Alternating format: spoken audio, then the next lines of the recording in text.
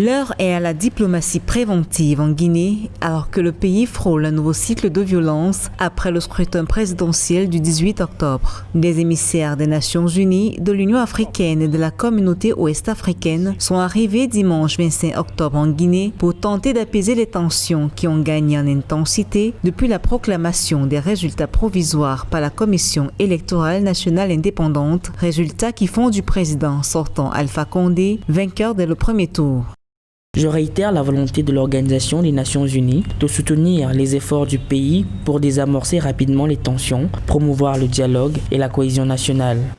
Déjà ce lundi 26 octobre, le Front national de défense de la Constitution annonçait la reprise de ses mouvements de protestation suspendus il y a quelques semaines en raison de la campagne électorale. Par ailleurs, les dénonciations de fraude électorale de l'opposant Cellou Dalein Diallo se renforcent avec quelques accusations portées par certains membres de la Commission électorale nationale indépendante. Ceux-ci appellent à une nouvelle élection, toute chose que condamne le camp du candidat vainqueur.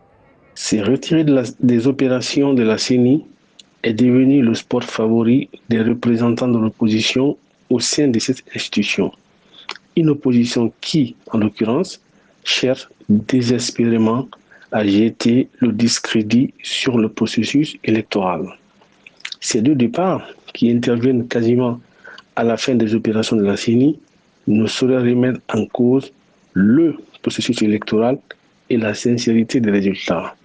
5 des 7 représentants de l'opposition continuent le travail au sein de la CENI et les observateurs internationaux qui ont suivi pratiquement tout le processus électoral sont également sur place et la Cour constitutionnelle est encore là pour veiller sur la régularité des différentes étapes du processus électoral. Dans l'attente de la confirmation des résultats et de la phase d'examen des recours à la Cour constitutionnelle, la communauté internationale et la société civile continuent d'appeler les forces politiques et leurs militants à la retenue. Les violences électorales ont déjà fait des victimes de part et d'autre.